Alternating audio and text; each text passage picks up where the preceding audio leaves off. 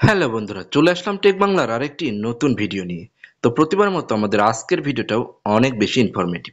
তো বন্ধুরা, আজকের এই ভিডিওতে আপনাদেরকে শেখাবো আপনারা কিভাবে আপনার ফোন মেমোরি থেকে কোনো কিছু ডিলিট না করেই আপনার ফোন মেমোরিতে জায়গা বাড়াবেন। তো চলুন কথা না বাড়িয়ে একদম মূল ভিডিওতে চলে যাই। তো প্রথমে আপনাকে দেখাই আমার ফোন মেমোরিতে কতটুকু জায়গা আছে। তো আমি ফাইল অপশনে চলে আসলাম। তো নিচের দিকে দেখতে পাচ্ছেন ইন্টারনাল স্টোরেজ। তো এটা কিন্তু 46 জিবি ফ্রি আছে। তো এইটা আমি কোনো কিছু ডিলিট না করেই আপনার এই 46 জিবি থেকে বাড়াবো। তো তার জন্য কি করতে হবে? তার জন্য চলে যেতে হবে আপনার সেটিংস অপশনে। তো আমি এখন সেটিংস অপশনে চলে যাব। দেখুন এখানে সেটিংস অ্যাপসটা আছে, আমি তো সেটিংসে চলে গেলাম। তো সেটিংসে আসার পর আপনি এখানে অনেকগুলো অপশন পেয়ে যাবেন স্ক্রল করলে। তো এখানে দেখতে পাচ্ছেন অ্যাপস নামে একটি অপশন রয়েছে। তো আপনাদের ফোনে এটা অ্যাপসও থাকতে পারে অথবা অ্যাপস ম্যানেজার বলে এই অপশনটা থাকতে পারে। তো এটাতে আপনাকে ক্লিক করতে হবে। তো আমি এটাতে ক্লিক করলাম। তো ক্লিক করার পরে আপনার সামনে সরাসরি অ্যাপ লিস্টও চলে আসতে পারে অথবা এখান থেকে অল অ্যাপ, তো এটাতে ক্লিক করলে পুরো একটা লিস্ট চলে আসবে।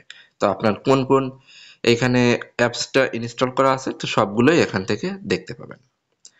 তো এখানে কি করতে হবে, ধরুন আমি এখান থেকে একটি দেখাই ইউটিউব। তো এখানে ইউটিউবের যে লেখাটা আছে, যে অ্যাপসটা আছে, এটা ওপেন করব। তো দেখুন আমি এটা ওপেন করলাম। তো ওপেন করার পরে এখানে স্টোরেজ বলে একটি অপশন রয়েছে, স্টোরেজ অ্যান্ড ক্যাশ। তো এটাতে আমি ক্লিক করব। তো ক্লিক করার পরে এইখানে আপনি লক্ষ্য করুন ক্যাশ বলে একটি অপশন রয়েছে, 539 এমবি, ঠিক আছে। তো এইটা হচ্ছে আমাকে ডিলিট করতে হবে। এই ক্যাশ ফাইল হচ্ছে আমি কোনটা ইউটিউবে দেখেছি, কোনটা সার্চ করেছি, তো এটার জন্য এক একটা ফাইল জমা হতে হতে এতটা ফাইল জমা হয়ে যায়। তো এটা আমাদের কোনো কাজেই আসে না, ঠিক আছে, শুধু শুধু আমাদের ফোন মেমোরিটা ভরে থাকে। তো দেখুন এইখানে থাকবে ক্লিয়ার স্টোরেজ, তো আপনি কিন্তু এটা ডিলিট করবেন না। তো আপনাকে শুধুমাত্র ক্লিয়ার ক্যাশ বলে যেটা আছে সেইটা। তো এখান থেকে ক্লিয়ার ক্যাশে ক্লিক করার পরে এইখানে দেখবেন এখনই শূন্য হয়ে যাবে। দেখুন এখানে 0 ওবি, অর্থাৎ ওই 539 এমবি ওটা কিন্তু আমার মেমোরি ফোন মেমোরি থেকে রিলিজ হয়ে গেছে। তো এখান থেকে আমি ব্যাক করি, ব্যাক করে আর একটু ব্যাক করে অন্য একটি সফটওয়্যার দেখাচ্ছি। তো এখানে দেখুন ভিটমেট। তো এখানে ভিটমেটে ক্লিক করলাম। তো ভিটমেটে ক্লিক করার পরেও সেম একইভাবে এখানে স্টোরেজ অ্যান্ড ক্যাশ, তো এটা ক্লিক করে দেখতে পাচ্ছেন ক্যাশ আছে 116 এমবি। তো এখানে ক্লিয়ার ক্যাশ করে দিচ্ছি।